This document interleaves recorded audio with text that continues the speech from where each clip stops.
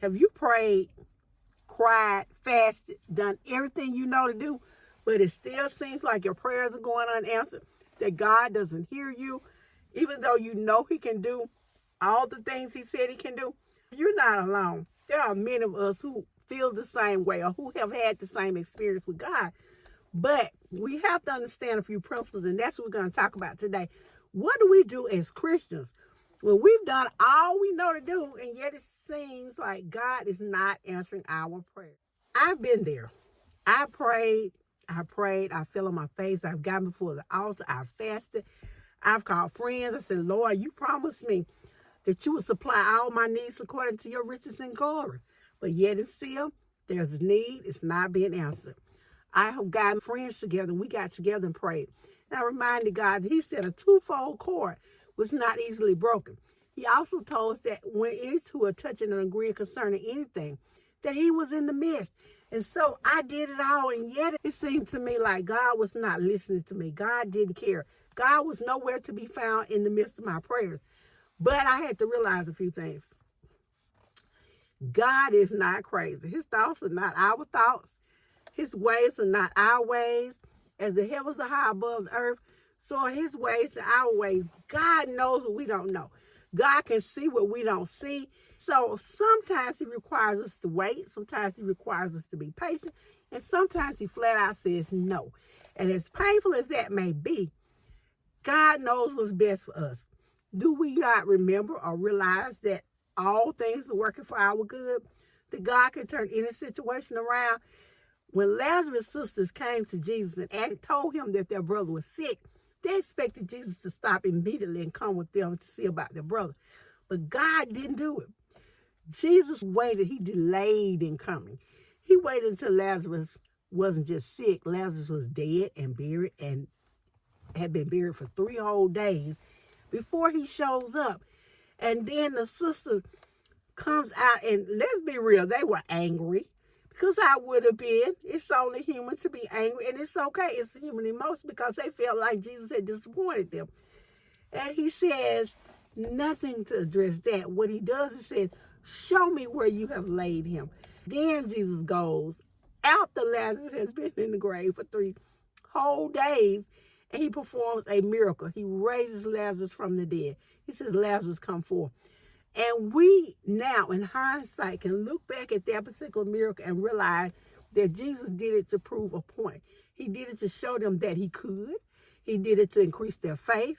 He wants us to know that there is no situation that is too dead for him to handle. Just like when Ezekiel went out to the valley of dry bones, that yes, these bones can live again.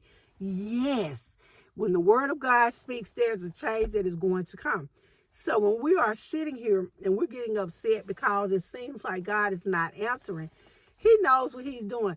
All things are working for our good. When I stop and think about the story of Joseph and how he was sold by his brothers into slavery, and he goes into Egypt and he's left there for years. For years, he's in prison for years. And it seems like God made him a promise earlier, but God has forgotten it. But God has not forgotten it. We learn later that God allowed him to go through what he went through, and that he placed him in Egypt so that he could save his family. When the famine came and there wasn't any food, his father sent his brothers to Egypt to ask them for food. Joseph was right there. He was in just the position. Reminds me again of Queen Esther. You know, she was sent to the palace, couldn't understand. Her uncle and family members were about to be killed because they were Jewish, and her uncle tells her, hey, wait a minute. God may have placed you here for just a time as this. And often this is the truth. God has placed us where we are for such a time as this. We look at Hannah and her story, where she is sitting there praying and praying for that baby, hoping and wishing. And she cannot understand why God has closed her womb. We know in the end he gives her Samuel as a baby, and he is just in time to be a prophet to the nations. We may not understand, but God does. He knows what he's going to do. We're not to be confused. We can think about the time when Daniel prayed and called God, and angels did show up for 21 days. Then God explains later that from the first moment you began to pray, I sent the answer. But the prince of the air withheld the messenger for 21 days. Sometimes the answer is held up. Sometimes what we need to happen can't happen just yet. Sometimes there are people that need to be put in place. There are things that need to be turned around. We can't just assume that God is ignoring us. And it can be easy to feel that way. But sometimes he's testing our faith. Sometimes he's testing our belief. Sometimes he's just trying to see what we're going to do if he doesn't give us exactly what we want when we want it. And I have confessed in another video, I said quite often, I was one of those people who I wanted what I wanted when I wanted it.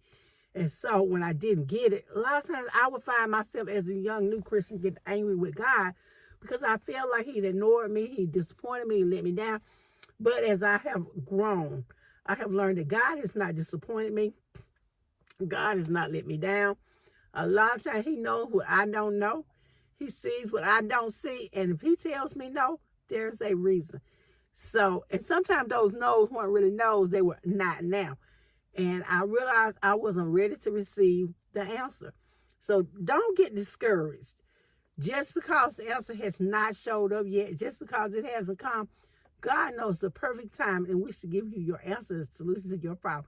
So hold on to your faith and remember, as I said, that God knows what is best and this is working for your good.